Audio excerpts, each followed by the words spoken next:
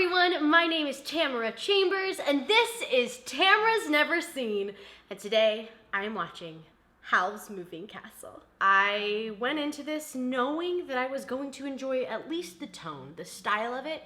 I have seen Spirited Away and Kiki. They're like anime light, and they're like the Disney of anime. These are films that I always get recommended to watch. Everyone's always like, watch Howl's Moving Castle, watch Princess Mononoke.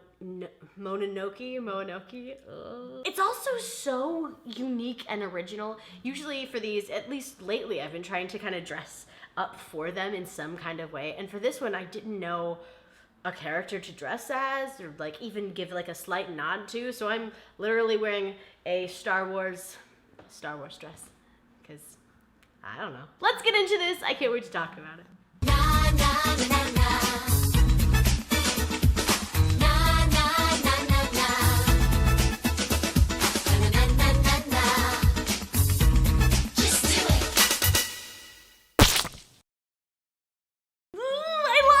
The detail of the backdrops and the backgrounds that you get versus the simplicity, honestly, of the characters that you see like right in front of you versus like, and also the food.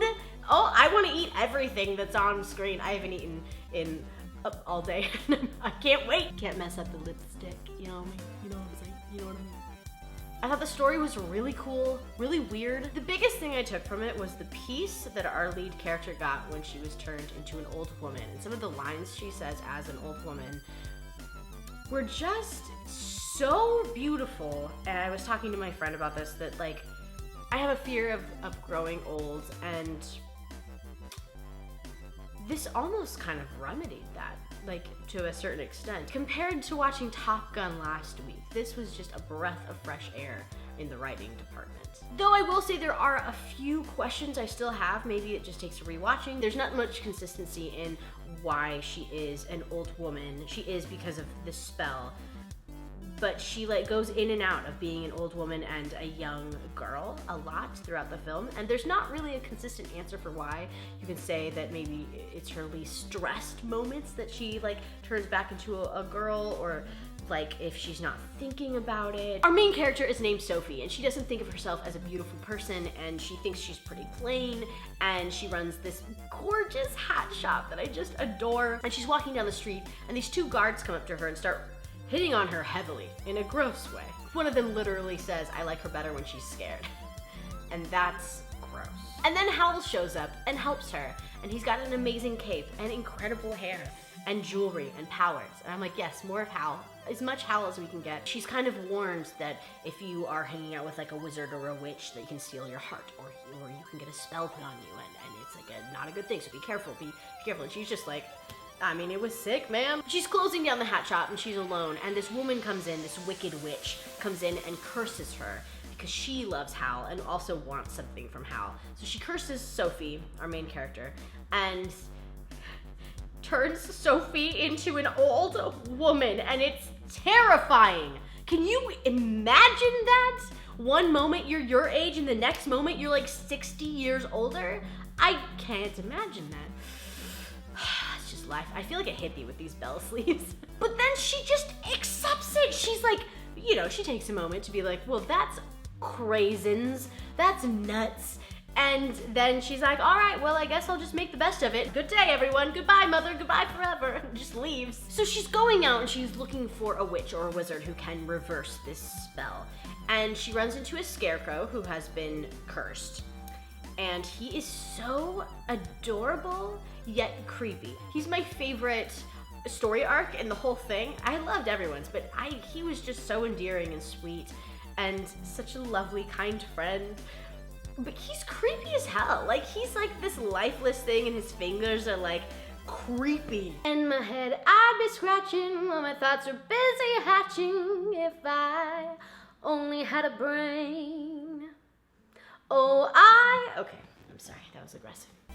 Then she jumps on Howl's Moving Castle. You see this beautifully designed, giant, alive, moving castle, and it's incredibly detailed and terrifying and awesome, and you totally want to get on it and The design of everything in this film is great, but obviously they needed to make Howl's Moving Castle's castle that moves and is Howl's very impressive, and they did. An amazing quote, she says, "One good thing about getting old is nothing makes you frightened."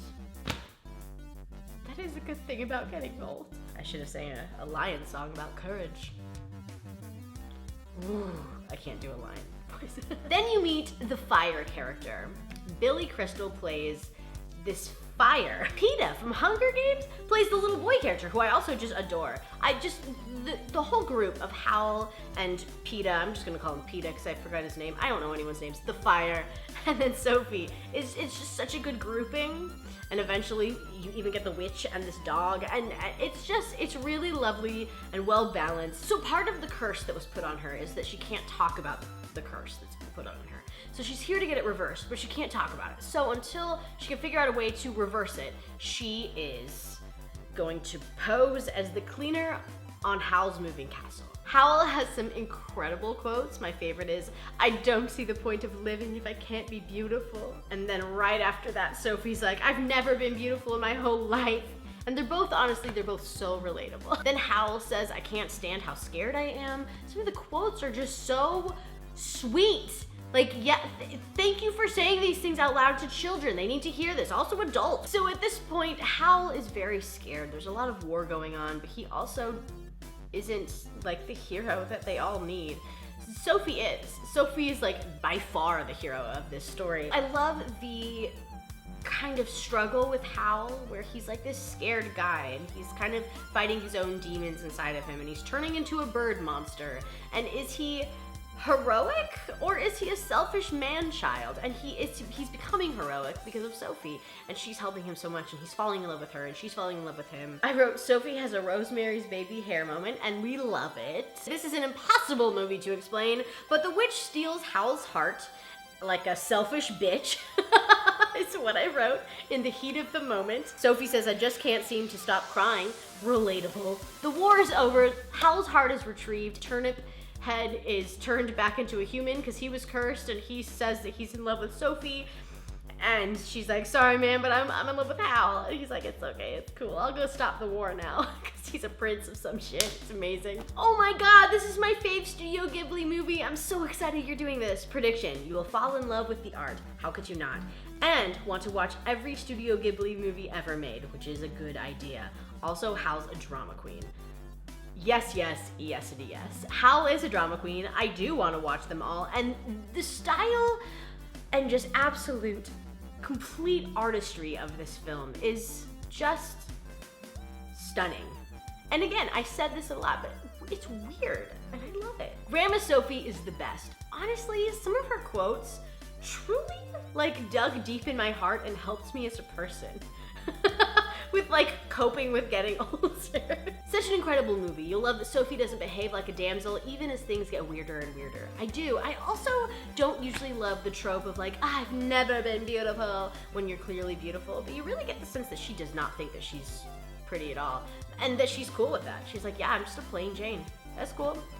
I have other things. Like, I am sassy as hell and so great." And I love that. I love that. Because all of your worth doesn't come from being beautiful. So that you've accepted that is just so nice.